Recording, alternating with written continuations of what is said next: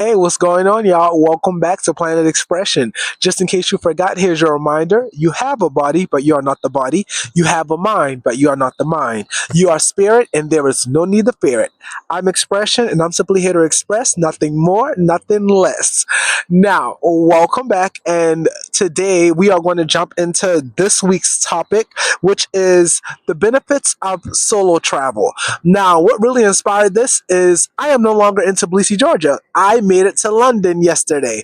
So I am currently in beautiful, gloomy London, even though yesterday was not gloomy. I was so surprised. Yesterday was sunny as hell. It was a beautiful day in London yesterday. And I took some pictures and stuff. I may upload it. Who knows? Whatever.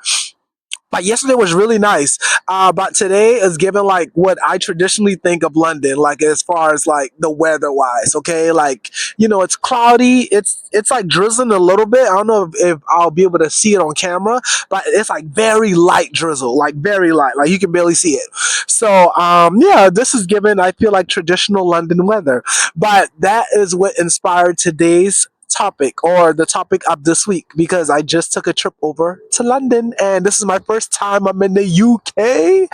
So just a quick little rant before we get started in the actual topic. So yesterday, like I said, was my first day. Okay. I actually got in like late was it September 29th? Like I got here like at 11:30, basically midnight, right? And I slept at the fucking airport because I wasn't able to check into my accommodations. Check-in ended at 1, and it would have took like an hour for me to get from the airport to my accommodations, and reception would have been closed. So I slept for like 6 7 hours at the airport on my yoga mat of all places, right? But luckily I wasn't the only one. There was like a lot of people who got in late and we all slept in the airport. Some people were sleeping on the tables, people were sleeping on the floor. Like it was child, you would think the airport was a hotel. Okay.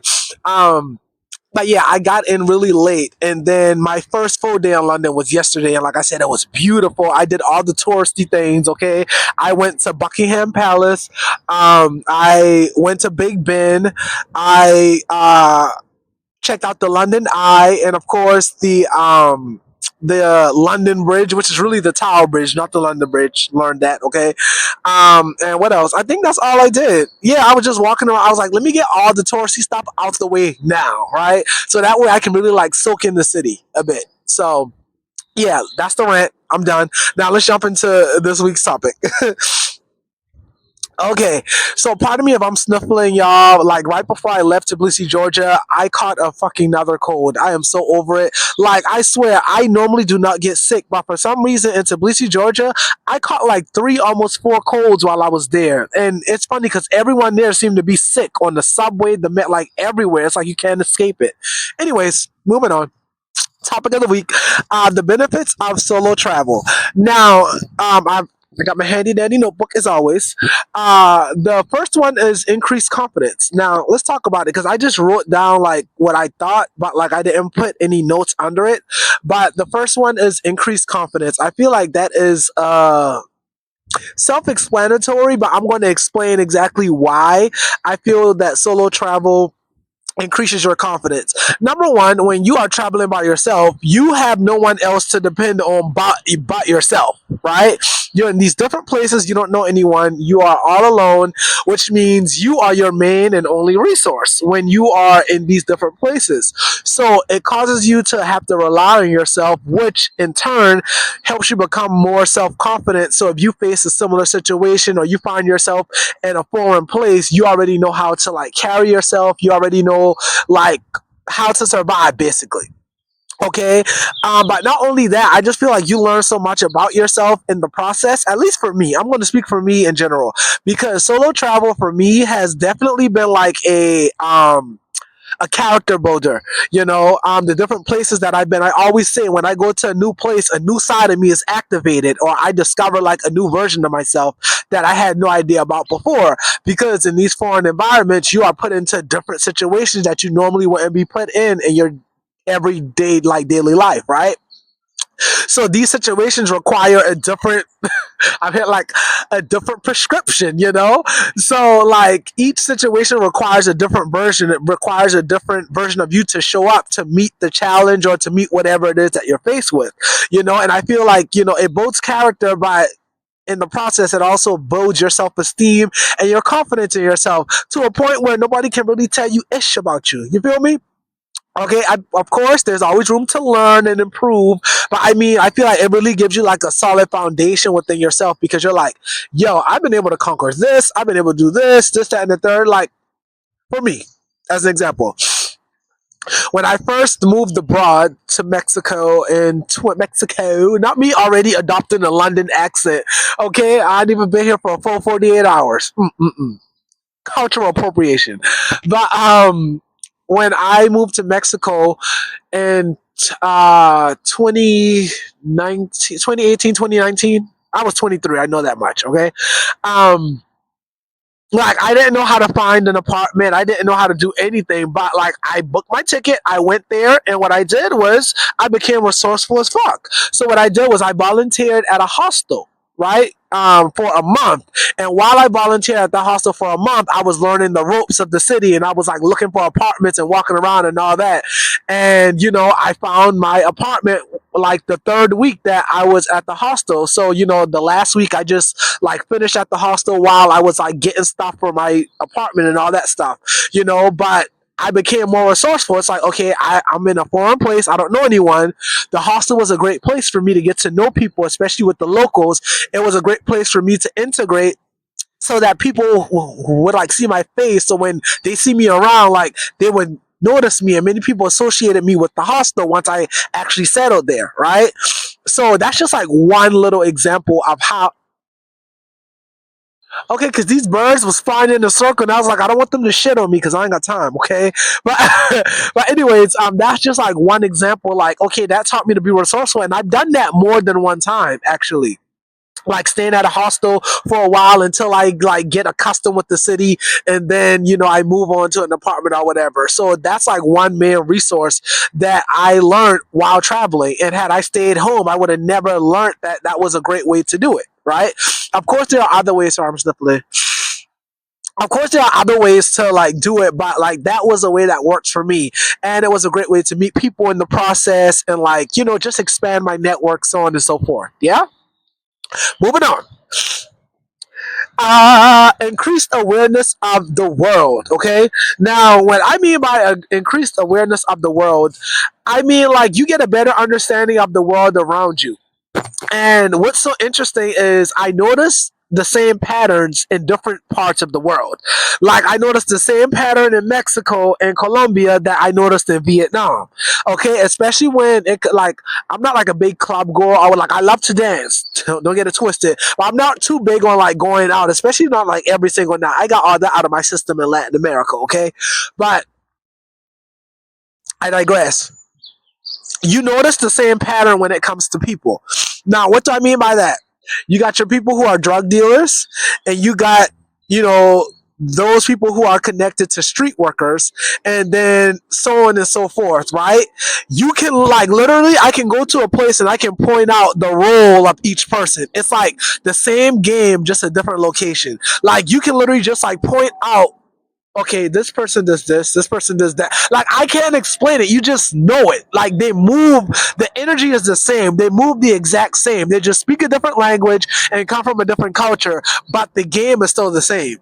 That's what I mean. It's like the players change, but the game is still the same, no matter what side of the world you're on. Like it's the same thing, you know. And I picked up on that a few years ago, actually. So this isn't just like a recent realization, but a few years ago, I picked up. I'm like, no matter where I go, it's like the game. People are the exact same. They just speak a different language, and like you know, they may look different, but the actual game is the exact same. You know, maybe a few minor tweaks and differences, but the overall game is the exact same. So like you're able to like pinpoint people and like their roles. Not saying you're labeling them, but you can call a thing, basically.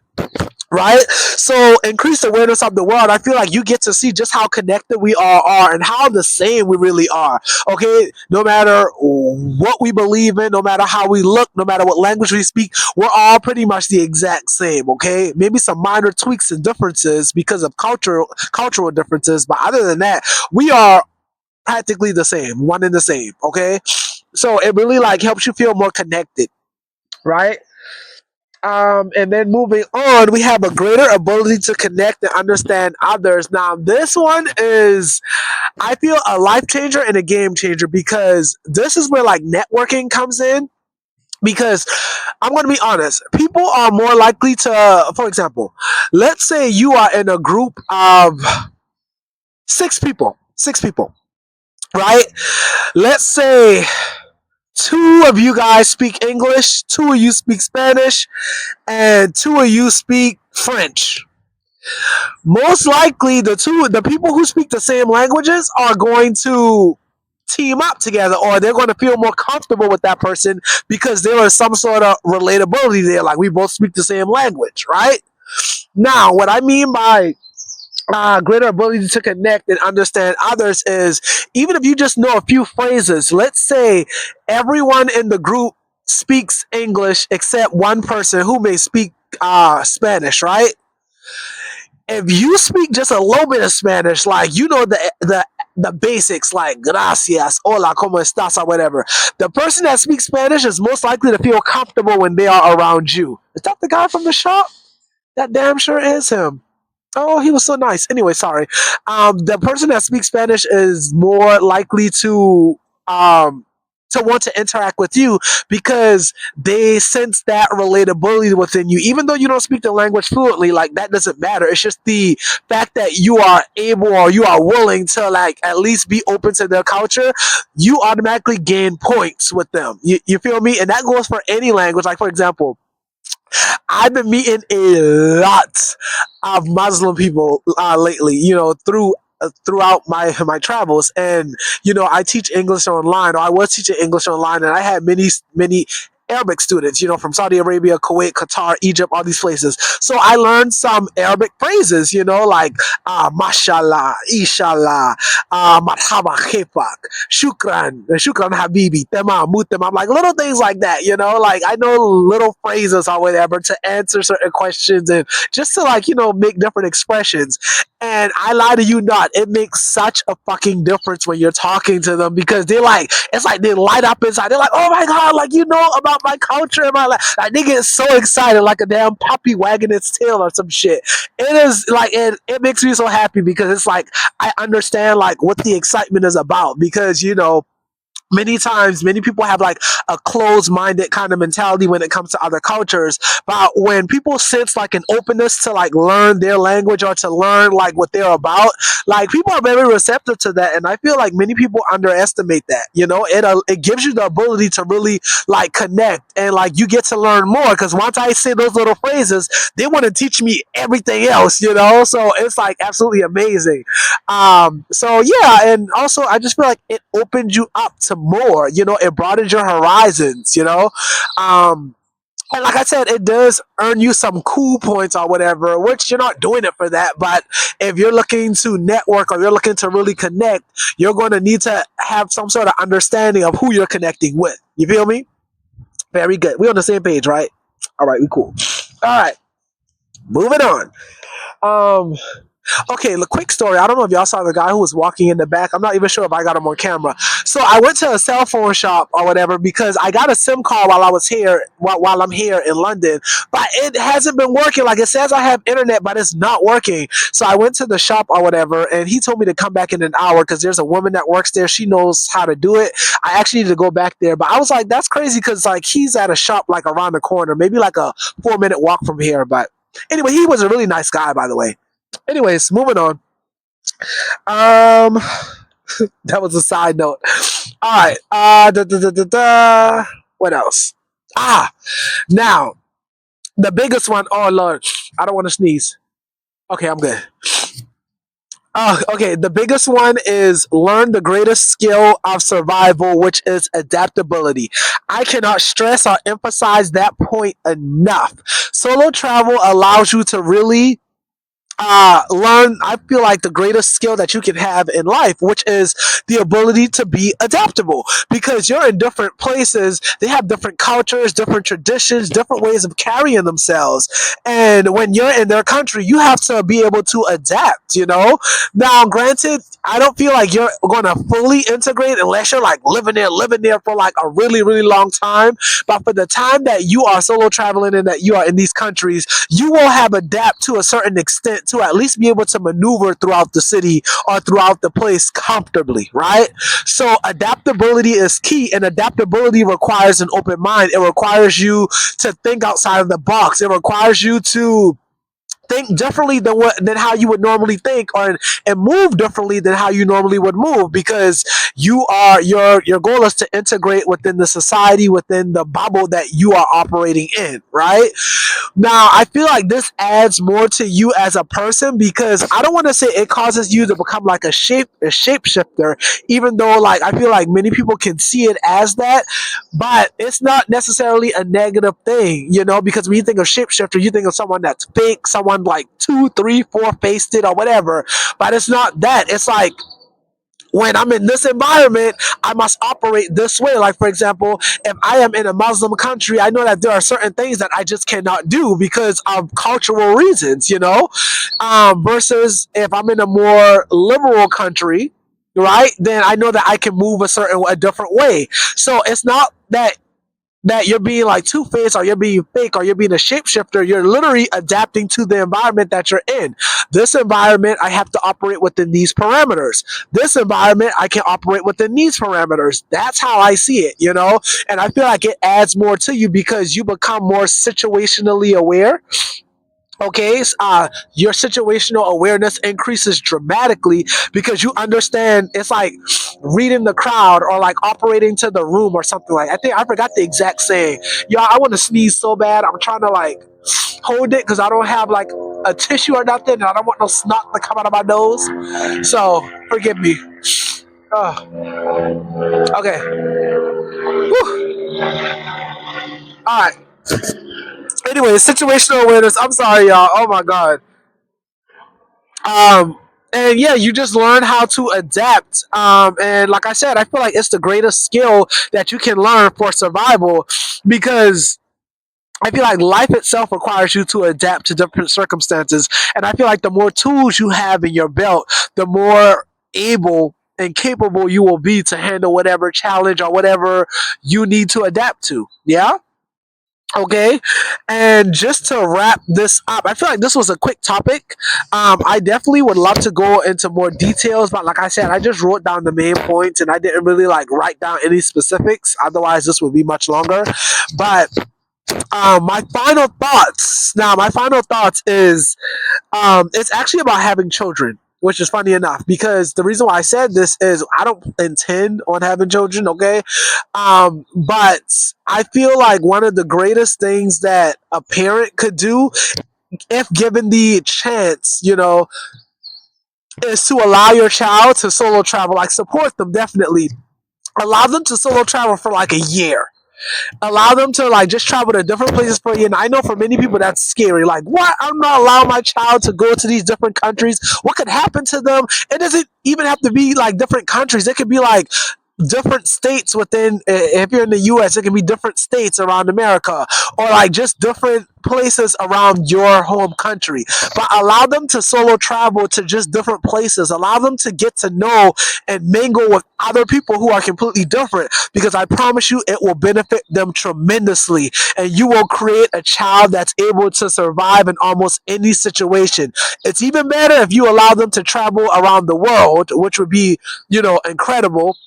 The first trip, go with them, of course, to make them feel more comfortable, but definitely give them the space and the chance. So I do a study abroad program or something. It doesn't mean they have to like backpack around the world by themselves, but like, enroll them in an international course or something. Just allow them to experience a different culture, and I promise you, like, the amount of growth that will happen within your child, I feel like you're setting them up for success on a global scale. You feel me? So no matter what situation they run into, or no matter what kind of person or people they run into, they will be able to adapt to the situation, right? Like you will be literally contributing to their greatest skill for survival, because as a parent, that's what you want, like for your child. You want for your child to thrive, you want for your child to be the best that they can be, and for many parents, they want their children to be better than them. So if you know that you weren't given that opportunity to really like build a solid foundation, um, within your own self-esteem, within your own self-worth or your confidence, I feel like the greatest gift, one of the greatest gifts you can give your child is the ability to do that. And I'm just speaking from my experience. I feel like this is something that really allows for that to happen, and really allows for your child to blossom into their own, because while they're traveling, they're going to be encountering people from all walks of life, the good and the bad, and all of it is beneficial. All of it is beneficial because they can learn something from every single person. They can learn something from the drug addict, from the homeless person living on the street, okay? Or they can learn something from like a rich business person that they meet, I don't know, just out and about or whatever. Like, you just become much more well-rounded about how the world really works in the different characters, because there are many characters in this world, okay? But the different characters that exist here in this world, and it just makes them a more well-rounded individual. Yeah. So that's like my final thought. Now obviously I'm not a parent, and I know that's like a very scary thing to do, especially in today's world when things are just so uncertain and there's dangers and so many around each corner, but I feel that it's almost like, how a child, like a baby, builds their immune system. Like they have to be exposed to different bacterias and different things like that in order for their immune system to become strong.